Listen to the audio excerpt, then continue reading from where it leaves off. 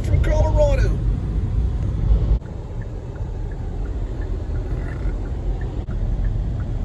The Mag in May. They did a little code to get in.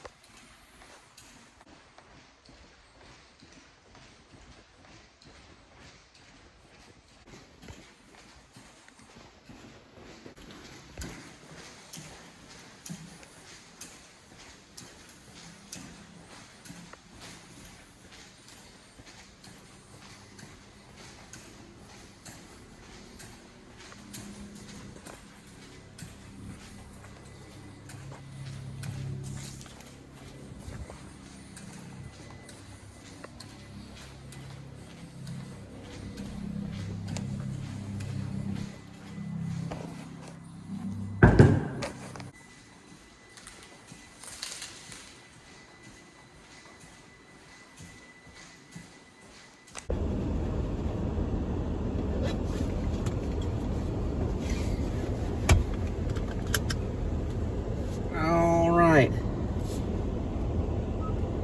4.2, 9:35. We'll arrive in 16 minutes.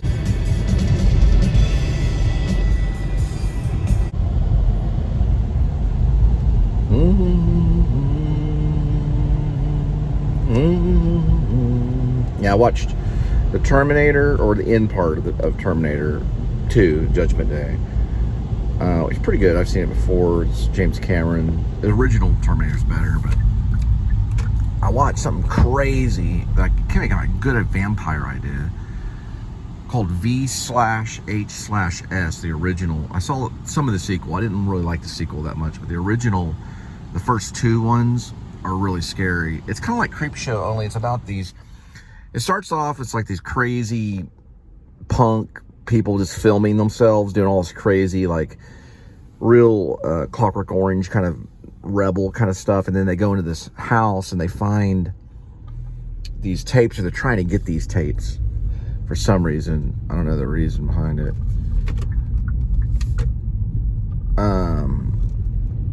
Anyway, they get these tapes, and they start going through these tapes looking for something in the tapes. And so they go through this one, and they look at it, and then it switches, and you can see from the point of view of the tape, or the video of that tape.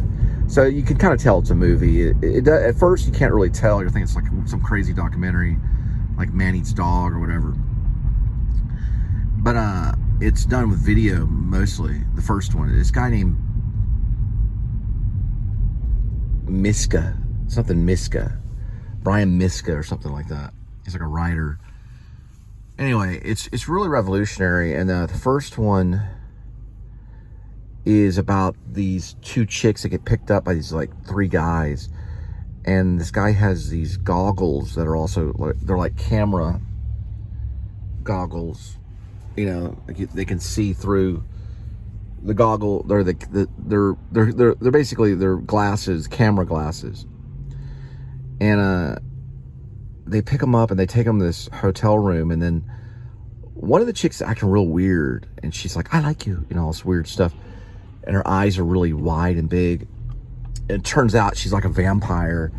And then she pretty much eats the other two guys, like tears them apart. It's kind of violent a little bit. Yeah, it's actually really violent. The guy was originally, what he was an online disgusting kind of thing. So he would basically show like horrible horror that looked real, but it was like actually just special effects. And he had an online site that got like millions of views. So you think what you're watching was real, but it was just special effects. A special effects artist, probably. And what he ended up doing was he ended up making a movie called VHS. V/H/S, yeah. It's a slasher kind of thriller. Like, well, the first one's like, it's really weird because like you're watching it, the guy's goggles, so it's like the glasses have like a camera in them. So he gets away, and his friends get killed by this, like, she's basically like this vampire. She's weird teeth and all this stuff. And then he gets to like the bottom of the stairwell, and I guess he hurts himself, and then she gets him, but he runs off. He gets away finally. She acts like she's ashamed or something, so because he doesn't like her, and she likes him, and you know she killed like two of his friends. So he goes running, and all of a sudden he gets picked up, and he's in the air. It's like really, I don't know how they did it. I guess they use a drone or something. And he's flying, you know, he's flying. He looks up, and you see these wings, like vampire wings, and she has him, and the glasses fall off, you know.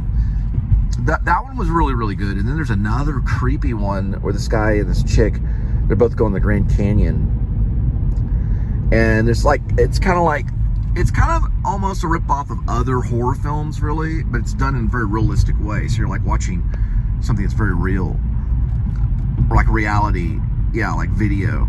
And you know, it's like the shots are all kind of like, you know, and it's all moving around. And so what ends up happening on this other one was they're going like to the Grand Canyon, and they stop off this hotel, and there's like someone's gonna knock at the door. It's like some lady that wants a ride the next day or something, and he says something like, "Don't you realize there's a lot of like wanderers, you know, like hitchhikers, you know, like hanging around?" And you look out the window, and there's like this guy with this weird looking hood on, you know, it's like 30 Days a Night kind of thing, if you've seen 30 Days a Night. Real creepy. Then it shows the lady. Okay, so he goes into like the hallway of the motel, or really where I guess where you put the suitcases, like right by the bathroom, and he wants to make like a naughty movie with, I guess, his spouse or whoever, and she doesn't really want to. She says, "No, I don't really want to do that, blah blah." And so he says, like, "Come on." He's trying to talk her into it, and then she's like, "No, I will, but you can't, like, you know, show it." Or like, he's trying to make like a honeymoon video or whatever. It might be their honeymoon or something like that. And so it cuts, and then all of a sudden you see her, because they have a video camera. They're videotaping their honeymoon or whatever. And all of a sudden someone has their video camera, and then he has like a switchblade, and it's like at night, and they're sleeping. Somehow he got in, but you see her lock the outside door. So you're thinking, oh, this is weird, like it's a vampire or something like that. And then the switchblade like goes off like this, and like he's gonna like cut her panties off, but he doesn't. And he goes into the wallet, and he takes out the money, kind of planes, trains, automobiles kind of thing. And then the next day he realizes his money's gone, and you see it on the video camera, and it's like shot like on the road, whatever. He goes to the Grand Canyon, and he sees the Grand Canyon. He goes to this canyon part, and he goes around. He's like, someone was talking on the phone on the other side of this canyon, which is kind of weird. It sounds like that's possibly a movie in itself. Anyway, so they come back, and they're back at the I guess Motel 6 or something. It's like a cheap motel. And then all of a sudden you see the camera again, and you see the switchblade, and it just stabs the guy in the neck while he's sleeping. And then it cuts, and you can see her in that same area of the, you know, where they put the suitcases or whatever, right? But there's another guy, both in the bathroom, and she's kissing him, and he's wearing like a cape. And he's videotaping it, and then it cuts again, and she's driving, and she was like, "You sure you erased everything? You sure?" Yeah. And then it cuts again, so it's like really creepy. And they go on and on and on, and like it gets more and more supernatural as it goes. It gets more special effects, and like, you know, they go the really funny one, because some of it's funny. I don't recommend it though, because I really think it's too violent. Like it was a little disturbing. Like when I saw Saw, I didn't really recommend Saw, but I I probably would say that it's a little too much, especially part two. Part two, I turned it off. I didn't watch all of part two. Brian Miska, I think is his name. And then I watched this other one on the first one. The first one's actually kind of clever.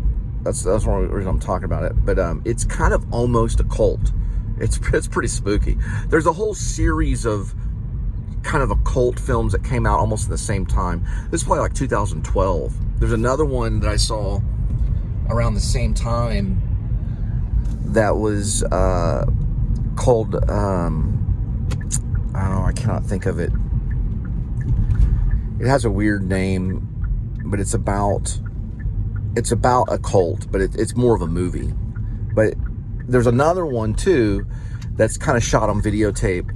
That's about this guy who's trying to kick drugs, and he's got him chained up in this cabin. They find these videotapes. There was a bunch of like 1990 style videotape things going on in the 2010ish, 2011, or maybe even a little bit before then, or 2012 or something, that all came out relatively in the same time.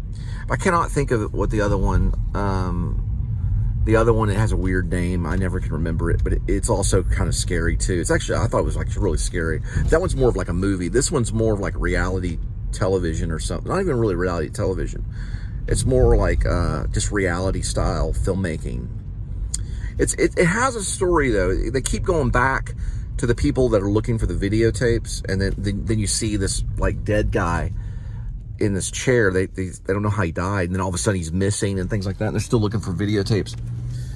But there's another one, like I said, these guys dress up, and it's like Halloween, and they think they're going to like this haunted house or a party, and it turns out there's like this cult going on in the attic, and these guys are being like sucked up in the sky, and they got to rescue this chick, but she turns out to be supernatural in a train. Almost, I think it was the last one. Then they go back to once you get to the second one, you're like, this is just too much. I just turned off the second one. It was like way too much going on. The second one has more of a noir kind of, the guy's like trying to double cross somebody with a videotape or something. Hang on. Yeah, kinda. There's a Spanish style. Yeah, it's this one right here. I had to look on the Google photo because they don't always show the addresses outside. The only thing is, this is interesting because that looks like it has a Spanish one. I'm thinking it's that one. But look at this right here. One of them has like a Spanish style roof. Some of these are weird because this road right here they don't have like outside addresses. This happens quite a bit. Like this one's you can see the outside address very clearly, but this is the road, but it's a side road.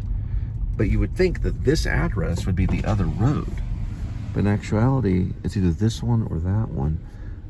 Yeah, I know it's not this one because it shows that one. It shows that Spanish style on the photo on the opposite side, so it's got to be this one. So in the photo, in the Google photo, it shows this is a big pile of dirt. But this one wouldn't be it though. This is very strange. Because that has an address. If I'm not mistaken, this would be the front part of the address.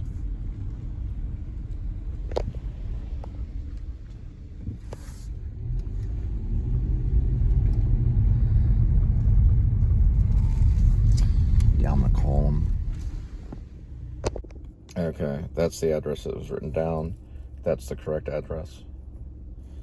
So that's the one that was written, and that's the correct one. Now you can see the flag of the original one. Which second time it's happened tonight. The first time it was a wrong phone number by 2 digits, and the person didn't answer the phone. Anyway, they got the apartment number right though. So, but they didn't answer the door, and then finally they called back and gave the right phone number. And then this is the second one, but this is a wrong. They put the 6 upside down, so it's actually 39. It's on a whole different side of town, so that can be kind of weird. Because that one, actually, that house is on the Google is actually not listed. I mean, it's listed, but it's not shown. It's just a pile of dirt.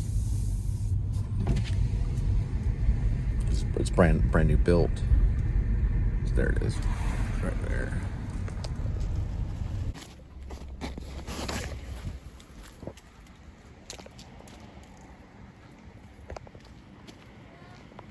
Well, regardless, the addresses have to be correct, so the phone number. Most important thing is the phone number being correct. If the phone number is correct, that phone number was correct, so I was able to re-put the address, you know, I was able to find the address eventually. But the phone number's incorrect, then we don't necessarily have a delivery, because that one, the apartment number was correct, but nobody answered. Not on this one, but on the previous one, the one at the Drake. Finally, he called back and gave the correct phone number, or they just put it down wrong. So you don't know. And they could do the same thing with that address. But I called them and got the correct address. So I said, what's the address? And then they gave out a different address. So, because the house on the actual Google thing wasn't there, but the house was there because that was a new house being built, but it turned out that wasn't the house at all. It was actually down the block. So you're going, what in the world? And you're like, well, there's no side entrance on that. That doesn't look correct. Because it'll take you to whatever. The thing about Google Maps that's kind of weird, and I don't know if Apple does it. They probably might, but it'll take you to at least the closest address that it can compute. Meaning that it took me to an address, which is the wrong address that was written, but it's like in between addresses. So it's like, what in the world is that? So it's not the address because, well, that house had a different address anyway, and it wasn't on the map anyway, and it wasn't the correct address because that address didn't exist. The address that they wrote down did not exist. But if I was able to call them, so I got the phone number, then I was able to get the correct address, because they can always give a wrong address. But it happened like twice, so. But it was only one. The only difference is it was a wrong number, which is more complex, because the one that had the wrong number, they were asked to be called so they could meet outside. So you couldn't call them because it was the wrong number that was given. So, yeah.